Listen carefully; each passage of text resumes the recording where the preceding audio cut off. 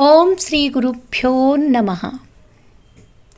సరే, ఇలా జరుగుతూ ఉండగా హరిద్వార్లో ఒక ఆశ్రమంలో అమృతనాథుడు, శంకరానందుడు అని ఇద్దరు బాగా శ్రద్ధగా తపస్సు చేసుకుంటూ ఉన్నారు.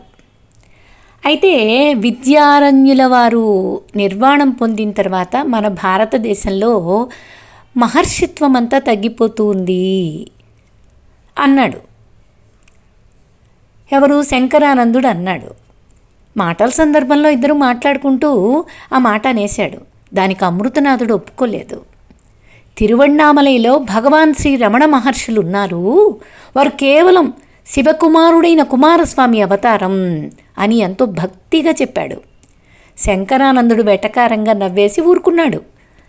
అమృతనాథుడి మూఢనమ్మకానికి నవ్వుకున్నాడు. మరి ఆయన వెటకారాన్ని వదిలించాలి కదా. కొన్నాళ్ళయింది. శంకరానందుడు సుబ్రహ్మణ్యోపాసన చేస్తున్నాడు. పుట్టగోచిని మాత్రమే ధరిస్తాడు. అలా ధరించిన తేజస్వి ఒక ఆయన అక్కడికొచ్చి, నీ జపం తీరు సరిగ్గా లేదు అని శంకరానందుడికి దర్శనమిచ్చి చెప్పాడు. ఈయన కూడా మరింకెలా ఉండాలి అని అడిగాడు శంకరానందుడు. సింహళంలో కదురు అనే గ్రామం ఉంది, అక్కడికి వెళ్ళు తెలుస్తుంది అని ఆ పుట్టగోచి ఆ తేజస్సుతోటి దర్శనమిచ్చిన ఆయన చెప్పాడు. ఇంతలో ఒక బల్లి పైనుండి పడింది శంకరానందుడి మీద. దాన్ని దులుపుకొని వెనక్కి తిరిగి చూసేసరికి ఆ తేజస్వి లేడక్కడ. వెళ్ళిపోతున్నాడేమోనని ఆశ్రమం బయటకి గబగబా వచ్చి చూశాడు. ఎక్కడా కనిపించలేదు. అక్కడ చెట్లకి నీళ్లు పోస్తున్న పని వాళ్ళని అడిగితే ఆశ్రమంలోకి ఎవరు రానూ లేదు పోనూ లేదు అన్నారు వాళ్ళు. ఆశ్చర్యం ముంచుకొచ్చింది శంకరానందుడికి. వెళ్ళి జరిగిందంతా అమృతనాథుడితో చెప్పాడు. తను చూసిన తేజస్వి రూపాన్ని వర్ణించాడు. ఇంకా సందేహం ఎందుకు, నీకు దర్శనమిచ్చినది శ్రీరమణులే అన్నాడు అమృతనాథుడు. శంకరానందుడు క్షణం కూడా ఉండలేకపోయాడు. ఆవేశం, ఉద్వేగం. తక్షణమే కాలినడకన బయలుదేరాడు. ఉత్తరాన హిమాలయాలలో ఉన్న ఎక్కడి హరిద్వారం, దక్షిణాన హిందూ మహాసముద్రానికి చేరువలో ఉన్న ఎక్కడి తిరువణ్ణామలై. కొన్ని నెలల పాటు నడిచి చేరుకున్నాడు తిరువణ్ణామలై. కొండ ఎక్కి స్కందాశ్రమానికి వెళ్ళాడు. శ్రీ రమణ భగవాన్ని దర్శించాడు. తనకు ఆనాడు దర్శనమిచ్చిన తేజస్విగా ఈ రమణులే అని గుర్తించాడు. తానింకా తన్మయత్వం నుంచి తేరుకోనేలేదు. అంతలోనే భగవాన్ అడిగారు, హరిద్వారం నుంచి వస్తున్నారా అని. భగవాన్కి సాగిలపడి ప్రణామాలు ఆచరించి జరిగిందంతా చెప్పాడు శంకరానందుడు. అలాగా పాపం, చాలా శ్రమపడ్డారే అన్నారు భగవాన్. శంకరానందుడు ఆ తరువాత రమణాష్టకం, శ్రీ రమణ అష్టోత్తర సహస్రనామావళి అంతా రచన చేశారు. సరే, స్కందాశ్రమం ముందున్న మహావృక్షం నీడనే ఆ చెట్టు చుట్టూ కట్టిన గట్టు మీద కూర్చుంటారు భగవాన్.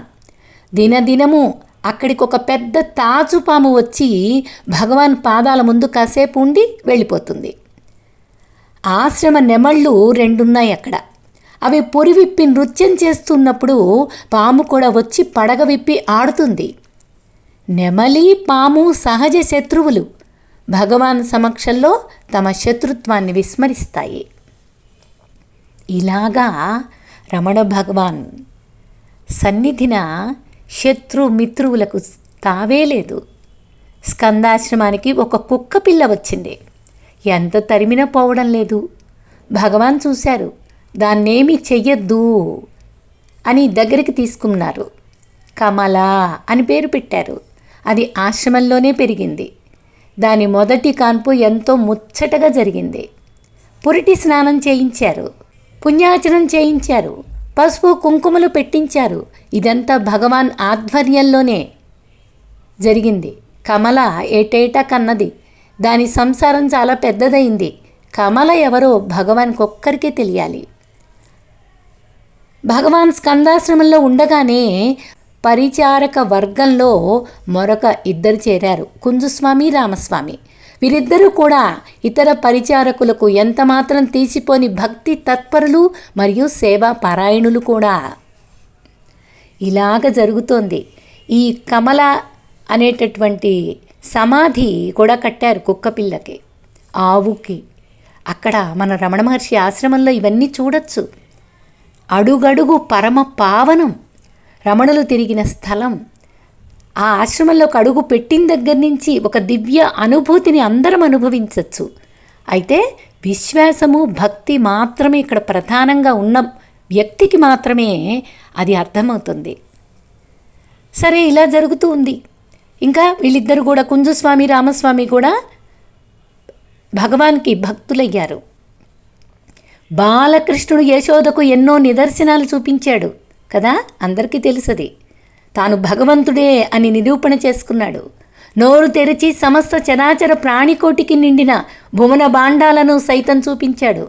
తన బాలుడు భగవంతుడేనని తాత్కాలికంగా నమ్మినా మళ్ళీ వెంటనే మాయకు లోబడి తన బిడ్డగానే భావించింది యశోద. ఇక్కడ కూడా అదే చిక్కొచ్చి పడింది. భగవాన్ ఒకసారి జ్యోతి రూపంలో దర్శనమిచ్చారు అళగమ్మకి. మరొకసారి మెడనిండా పాములతో నాగభూషణుడిగా దర్శనమిచ్చాడు. అప్పటికి మాత్రం తన కుమారుడు భగవంతుడే అనుకుంటుంది ఆమె. కానీ తరువాత మామూలే, వాడు నా కొడుకు, నేను వాడి తల్లిని, భగవాని నవమాసాలు మోసి కన్నాను అంటుంది అళగమ్మ. కానీ భగవాన్కి అందరిలాగే ఆమె కూడా ఒక బిడ్డ. అందరి మీద చూపే అనురాగమే కానీ ఆధిక్యత ఏమీ చూపరు తల్లి మీద. కాస్తంత బాధపడుతుంది తల్లి. పడితే పడని అంటారు భగవాన్. ఆమె ఏడుస్తుంది. ఎంత ఏడిస్తే అంత మంచిది అంటారు భగవాన్. అందరినీ అంత ప్రేమగా చూసే నా కొడుక్కి నా మీదెందుకో అంత కక్ష అనుకుంటుంది అళగమ్మ. ఎన్నాళ్లకో అర్థమైంది అళగమ్మకి, భగవాన్కి రక్త సంబంధ ప్రసక్తి లేదని, దేహభావన లేదని, అందరూ సమానులేనని, అందరూ ఆత్మస్వరూపమేనని, ఆయన దృష్టికోణమే వేరని అర్థమైంది.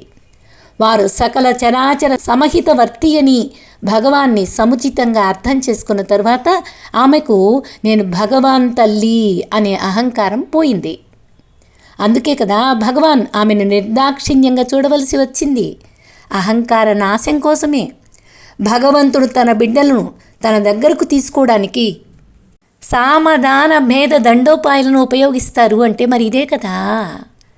భగవాన్ జాతి కుల మత భేదాలు పాటించరు. అళగమ్మ పూర్వాచార పరాయణురాలు. తల్లికి మూఢనమ్మకాలు ఎన్నో ఉన్నాయి, అర్థం లేని ఆచారాలు. ఇవన్నీ మాన్పించడానికి ఆయన ఎంతో పాటుపడ్డారు. సరదాగా ఏడిపిస్తారు. నీ మడిబట్టను ఎవరో తాకారంటారు భగవాన్. అళగమ్మ మళ్ళీ బట్ట తడిపేసి ఆరవేసుకొని స్నానం చేస్తుంది. ఆ గిన్నెను ముట్టుకున్నారు ఎలాగా? ఆ మాలవాడు తెచ్చిచ్చాడు, నువ్వెందుకు ముట్టావు అంటారు. అళగమ్మ మళ్ళీ స్నానం చేస్తుంది. పాపం, వయసు మళ్ళిన తల్లి రోజుకి ఎన్నిసార్లని స్నానం చేస్తుంది. అక్కడున్న భక్తుల్లో ఎవరో చెప్పారు, భగవాను నిత్య శుచి, వారిని తాకితే చాలు, వేరే స్నానం చెయ్యనక్కర్లేదు అని చెప్పారు. అప్పటి నుంచి ఆమె భగవాన్ని తాకడం ప్రారంభించింది. అళగమ్మకు ఉల్లిపాయలు మునక్కాడలు ఇవన్నీ నిషిద్ధం. ఈ పిచ్చి ఊహల్ని పోగొట్టాలని భగవాన్ ప్రయత్నం. అమ్మా, ఈరోజు ఆశ్రమంలో ఉల్లిపాయలు మునక్కాయలు తప్ప మరింకేమీ లేవు.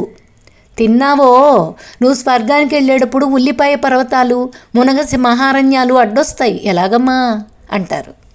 ఎన్ని విధాలో ప్రయత్నించారు భగవాన్ తల్లి మూఢనమ్మకాలు పోగొట్టడానికి. చివరికి అవి కూడా నశించిపోయాయి ఆమెలో. అళగమ్మ పూర్తిగా మారిపోయింది. భగవాన్ ఆమెను దిద్దవలసిన రీతిగా తీర్చిదిద్దారు. భగవాన్ తల్లిలనే తన ప్రత్యేకతను విస్మరించింది. ఇప్పుడు ఆమె భగవాన్ భక్తులలో భక్తాగ్రగణ్యురాలు. భగవాన్కి పూర్తి శరణాగతి చేసింది.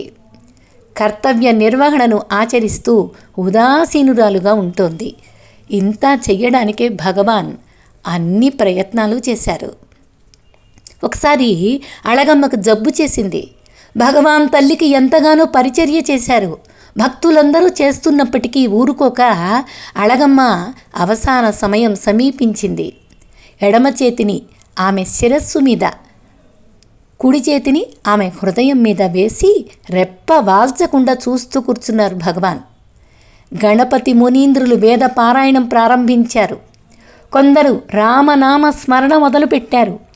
కొన్ని గంటలైన తర్వాత, అంటే రాత్రి 8 గంటలకు తమ హస్తాలని తల్లి దేహం మీద నుంచి తీసి అమ్మ పరమాత్మలో లీనమైంది. మనకు మైల లేదు. పొద్దుటి నుంచి ఏమీ తినకుండా అలా కూర్చున్నారు. లేవండి, భోజనం చేద్దాం అన్నారు భగవాన్. అళగమ్మ చివరి ఘడియలలో జన్మాంతర వాసనలు, అంతర్గత ప్రవృత్తులు ప్రకోపించాయి. ఇవే మళ్ళీ మళ్ళీ జన్మలు ఎత్తటానికి అందరికీ కారణాలవుతాయి. కానీ ఆమె ప్రాణాలు ఏదో ఒక ఇంద్రియం ద్వారా పోకుండా జాగ్రత్త పడ్డారు భగవాన్. తల్లి ముందు జన్మలలో అనుభవించవలసిన అంతటినీ సూక్ష్మ శరీరంలో, సూక్ష్మ లోకంలో అనుభవింపచేశారు. అందుకే హృదయం మీద చేతిని ఉంచారు, శిరస్సు మీద ఒక చేతిని ఉంచారు. తమ ఆత్మశక్తిని తల్లి దేహంలో ప్రవహింపచేశారు. ఆమె ప్రాణాలు అమృత నాడీ మార్గాన్ని హృదయంలో అణగిపోయేట్టు చేశారు. ఇది అపూర్వ సంఘటన, కని విని ఎరుగని విచిత్రం. ఇది భగవాన్కే సాధ్యమైంది. అళగమ్మ భగవాన్కి జన్మనిస్తే భగవాన్ అళగమ్మకు జన్మ రాహిత్యాన్ని ప్రసాదించారు. అటువంటి కొడుకుని కన్నది ఆ తల్లి. అటువంటి తల్లికి జన్మ రాహిత్యాన్ని పొందింపచేశారు ఈ కొడుకు. భగవాన్ మాతృమూర్తి నిర్వాణ వార్త ఊరంతా వ్యాపించిపోయింది. వేల మంది తమ శ్రద్ధాంజలి ఘటించడానికి వచ్చారు. అళగమ్మ మృతదేహాన్ని కొండ దిగువన పాలి తీర్థానికి తీసుకొచ్చారు. అక్కడొక రావి చెట్టు నీడలో గొయ్యి తవ్వి అమ్మ దేహాన్ని అందుంచి విభూతి, కర్పూరం ఇంకా అనేక పరిమళ ద్రవ్యాలను ఆ దేహం మీద పోసి పూడ్చి దాని మీద ఇటుకలతో సమాధి కట్టారు. అదే సమయానికి కాశీ నుంచి అక్కడికి వచ్చిన వారెవరో ఒక లింగాన్ని తెచ్చారు. దానిని అమ్మ సమాధి మీద ప్రతిష్ఠ చేశారు. గణపతి మునీంద్రుడు దానికి మాతృభూతేశ్వరుడు అని నామకరణం చేశారు. ఇలాగా అమ్మకు మోక్షధామాన్ని, ఇంకా జన్మ లేనటువంటి స్థితిని, మోక్షస్థితిని కల్పించారు.